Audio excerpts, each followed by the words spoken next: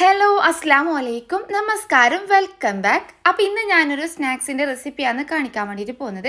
ഇഫ്താറിനെല്ലാം ഉണ്ടാക്കാൻ പറ്റുന്ന അതേപോലെ തന്നെ ഈസി ആയിട്ട് ഉണ്ടാക്കാൻ പറ്റുന്ന നല്ലൊരു സ്നാക്കാണ്.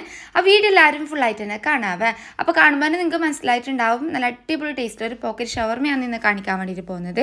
ചെറിയൊരു വ്യത്യാസത്തിലാണ് ഇന്നത്തെ ഫില്ലിങ് റെഡിയാക്കിയിട്ടുള്ളത്. നല്ല ക്രീമി ആയിട്ടുള്ള ഫില്ലിങ്ങും കൂടിയാണ്. നമുക്ക് നേരെ റെസിപ്പി നോക്കാം. അപ്പോൾ ഫില്ലിങ്ങിനായിട്ട് ഞാനിവിടെ ഒരു പാത്രം വെച്ചിന് അതിലേക്ക് സൺഫ്ലവർ ഓയിലാണ് വെച്ച് കൊടുത്തിട്ടുള്ളത്. ഇനിയിലേക്ക് ഒരു 5-6 വെളുത്തുള്ളിയും ചെറിയൊരു പീസ് ഇഞ്ചും ഒന്ന് ചതച്ചിട്ട് ഇട്ട് കൊടുത്തിന്. ഇനി ഇതൊന്ന് നല്ലോണം തന്നെ ഒന്ന് മൂപ്പിച്ചെടുക്കുക. അപ്പോൾ നല്ലൊരു സ്മെൽ വരുമല്ലോ. ആ ഒരു ടൈമിൽ നമുക്ക് ഇതിലേക്ക് ചിക്കൻ്റെ ബ്രസ്റ്റ് പീസാണ് ഞാനിവിടെ എടുത്തിട്ടുള്ളത്. ഒരു 1/4 കിലോൻ്റെ അടുത്ത് ചിക്കൻ എടുത്തിട്ടുണ്ടാവും. അപ്പോൾ അത് കുഞ്ഞു കുഞ്ഞ് പീസാക്കിയിട്ട് എടുത്തിന്. അപ്പോൾ അത് ഇട്ട് കൊടുത്തിട്ട് നല്ലോണം ഒന്ന് ഇളക്കി കൊടുക്കുക. പിന്നെ ഈ ഒരു ടൈമിൽ ഞാൻ ഇതിലേക്ക് ഉപ്പും ബാക്കിയുള്ള മസാലപ്പൊടിയെല്ലാം ഇട്ട് കൊടുക്കുന്നുണ്ട്. അപ്പോൾ കണക്കിന് ഉപ്പ് ഇട്ട് കൊടുക്കുക. അതേപോലെ തന്നെ 1/2 ടീസ്പൂണോളം മുളകുപൊടി, 1/4 ടീസ്പൂണ് മഞ്ഞൾപ്പൊടി, 1/2 ടീസ്പൂണോളം ഗരം മസാല പൊടിയും അതേപോലെ തന്നെ 1/2 ടീസ്പൂണ് കുരുമുളക് പൊടിയുമാണ് ഇട്ട് കൊടുത്തിട്ടുള്ളത്. ഇനി ഇതെല്ലാം കൂടിയിട്ട് നല്ലോണം തന്നെ ഒന്ന് മിക്സ് ആക്കിയിട്ട് എടുക്കുക. ഈ ഒരു ടൈമിൽ ഫ്ലെയിം കുറക്കണ്ടെന്നും വേണ്ട, ഹൈ ഫ്ലെയിമിൽ വെച്ചിട്ട് തന്നെയാണ് ഞാൻ ഇതെല്ലാം ചെയ്തെടുക്കുന്നുള്ളത്. ഇനി ഇത് നല്ലോണം ഇളക്കി കൊടുത്തിട്ടായിട്ട് തീയെല്ലാം ഒന്ന് കുറച്ച് വെച്ചിട്ട് നമുക്ക് കുറച്ച് സമയം ഒന്ന് അടച്ചു വെക്കാം. ചിക്കന് നല്ലോണം ഒന്ന് വെന്തിട്ട് വരട്ടെ. അപ്പോൾ നല്ലോണം വെന്ത് കഴിഞ്ഞിട്ടായിട്ട് ഇനി നമുക്കിതിലേക്ക് കുറച്ച് വെജീസ് എല്ലാം ആഡാക്കാനുണ്ട്. അപ്പോൾ ഞാനിവിടെ 1/4 കപ്പ് ക്യാബേജ്, 1/4 കപ്പിൻ്റെ അടുത്തായിട്ട് ക്യാരറ്റ്, അതേപോലെ തന്നെ 2 ടേബിൾ സ്പൂണോളം ക്യാപ്സിക്കം, ഇതെല്ലാം കൂടിയിട്ട് കുഞ്ഞു കുഞ്ഞായിട്ട് അരിഞ്ഞതാണ് ഇപ്പോൾ ഇതിലേക്ക് ഇട്ട് കൊടുത്തിട്ടുള്ളത്. ഈ ഒരു ടൈമിൽ തീ കുറച്ചൊക്കെ ഉണ്ടെന്നും വേണ്ട, നല്ല ഹൈ ഫ്ലെയിമിൽ വെച്ചിട്ട് തന്നെ നല്ലോണം മിക്സ് ആക്കിയിട്ട് എടുക്കാം. ഇപ്പം ഞാൻ ഇതിലേക്ക് ഇട്ട് കൊടുത്തിട്ടുള്ളത് ഉള്ളിയാണ്. ഉള്ളി ചെറുതായിട്ടൊന്ന് സോട്ടാക്കിയിട്ട് മുന്നേ ഒരു കറിയിലേക്ക് കുറച്ച് അധികം ആയതുകൊണ്ട് അതിൽ നിന്ന് മാറ്റി വെച്ചതാണ്. അപ്പോൾ അങ്ങനെ ഉണ്ടതുകൊണ്ട് ഞാൻ അത് ഇട്ടത്. അതല്ലാന്നുണ്ടെങ്കിൽ ഒരു ഉള്ളിൻ്റെ പാതി അങ്ങനെ തന്നെ കട്ടാക്കിയിട്ട് നമ്മളിലേക്ക് ക്യാബേജും ക്യാരറ്റും ക്യാപ്സിക്കലും ഇട്ടില്ല അതിൻ്റെ ഒന്നിച്ചിട്ട് തന്നെ ഇട്ട് കൊടുത്താൽ മതി. ഇനി തീ ഹൈ ഫ്ലെയിമിൽ തന്നെ വെച്ചിട്ട് നമുക്കൊരു 2-3 മിനിറ്റ് നല്ലോണം ഇളക്കി കഴിഞ്ഞിട്ടായിട്ട് ഫ്ലെയിം ഓഫ് ആക്കാം. അപ്പോൾ ലാസ്റ്റായിട്ട് മല്ലിച്ചപ്പ് ഇട്ട് കൊടുക്കാനും മറക്കണ്ട.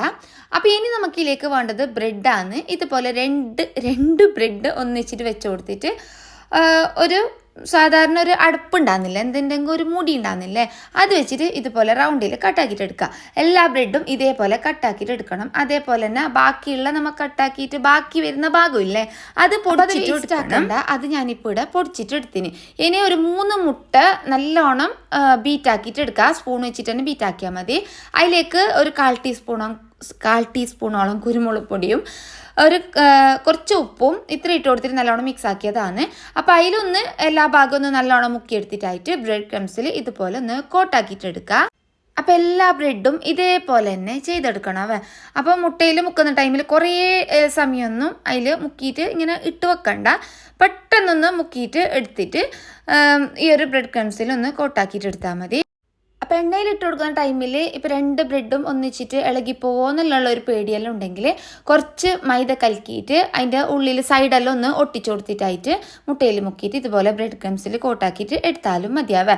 ഞാൻ അങ്ങനെയും ചെയ്തെടുക്കുന്നുണ്ട്. അതാണ് നിങ്ങൾ ആ ബാക്ക് സൈഡിൽ കാണുന്ന ആ ഒരു മൈദൻ്റെ ബാറ്റർ. എല്ലാത്തിലും അങ്ങനെ ചെയ്തെടുത്തിട്ടാണ്. കുറച്ചെല്ലാം ഞാൻ അങ്ങനെയും ചെയ്തെടുത്തിന്.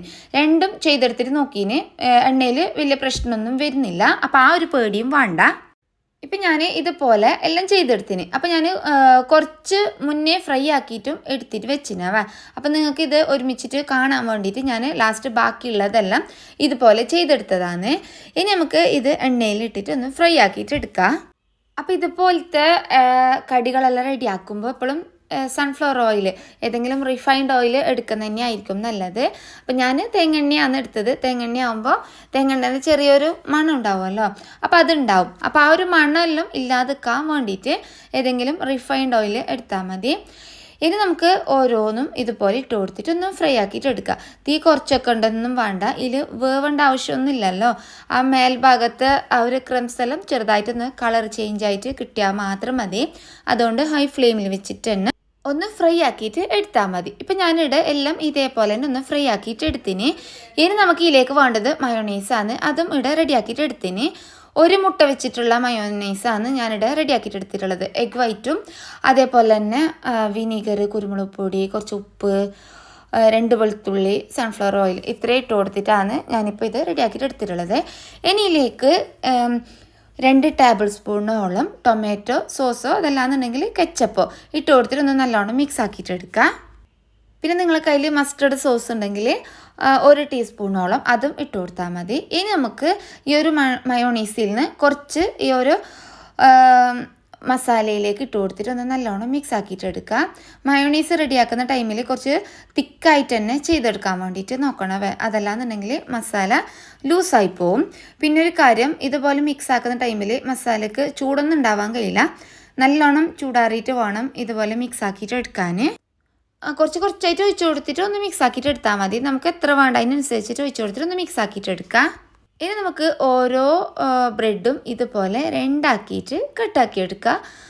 ഇത് ഓപ്പൺ ആക്കുന്ന ടൈമിൽ അതിൻ്റെ ഉള്ളിൽ നല്ലൊരു പോക്കറ്റായിട്ട് നമുക്ക് കിട്ടിയിട്ടുണ്ടാവും. അപ്പോൾ അതിൽ നമുക്ക് എത്ര ഫില്ലിങ് വേണ്ട അതിന് കണക്കാക്കിയിട്ട് ഫില്ല് ചെയ്താൽ മതി.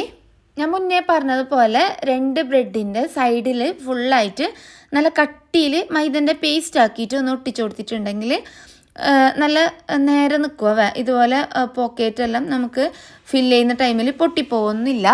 അതല്ലാതെയും നേരെ തന്നെ കിട്ടുന്നുണ്ടാവുക. അപ്പോൾ ഒന്ന് ശ്രദ്ധിച്ചിട്ട് ചെയ്തിട്ടുണ്ടെങ്കിൽ നമുക്ക് നല്ല അടിപൊളിയായിട്ട് തന്നെ കിട്ടും. പിന്നെ നിങ്ങൾക്ക് അങ്ങനെ ഒരു ഡൗട്ട് ഉണ്ടെങ്കിൽ മാത്രം മൈദ ഒന്ന് എല്ലാ ഭാഗത്തേക്കും ആക്കി കൊടുത്താൽ മതി. അപ്പോൾ എണ്ണയൊന്നും കുടിക്കാത്ത അതേപോലെ തന്നെ നല്ല ക്രീമിയും ടേസ്റ്റിയും ആയിട്ടുള്ള നല്ലൊരു പോക്കറ്റ് ഷവർമയാണിത്. അപ്പോൾ മുട്ടയിൽ തന്നെ ഡിപ്പാക്കിയിട്ട് ബ്രെഡ് ക്രംസിൽ കോട്ടാക്കിയിട്ട് നല്ല ഹൈ ഫ്ലെയിമിൽ വെച്ചിട്ട് തന്നെ ഫ്രൈ ആക്കിയിട്ട് എടുത്തിട്ടുണ്ടെങ്കിൽ എണ്ണൊന്നും കുടിക്കില്ല. അപ്പോൾ എല്ലാവരും ഒരിക്കലെങ്കിലും ട്രൈ ആക്കിയിട്ട് നോക്ക്. ആ ഒരു മസാലൻ്റെ ഫ്ലേവർ നിങ്ങൾക്ക് എന്തായാലും നല്ലോണം ഇഷ്ടമാവും. ഇതല്ലാതെയും പോക്കറ്റ് ഷവർമ റെഡിയാക്കലുണ്ട്. അതുപോലെ ഞാനും ട്രൈ ആക്കിയിട്ടുണ്ട്. കാബേജ്, ക്യാരറ്റ് അത് റോ ആയിട്ട് തന്നെ എല്ലാം മിക്സ് ആക്കിയിട്ട് അതിലേക്ക് ചിക്കൻ ഇട്ട് കൊടുത്തിട്ട് മയോണീസ് മിക്സ് ആക്കിയിട്ട് ഫില്ലാക്കുന്നത് ഒരു ഈസി ആയിട്ടുള്ളൊരു സംഭവമാണ്. അപ്പോൾ അതിൽ കുറച്ച് ഡിഫറെൻ്റ് ആയിട്ടാണ് ഞാനിത് റെഡിയാക്കിയിട്ട് എടുത്തിട്ടുള്ളത്. അപ്പോൾ ഇതുപോലെ തന്നെ ഒന്ന് ട്രൈ ആക്കിയിട്ട് നോക്കാവേ. അപ്പോൾ ഇനിയും നമുക്ക് നല്ല നല്ല റെസിപ്പി ആയിട്ട് കാണാം. അപ്പോൾ എല്ലാവരോടും take care friends. Bye. Thank U.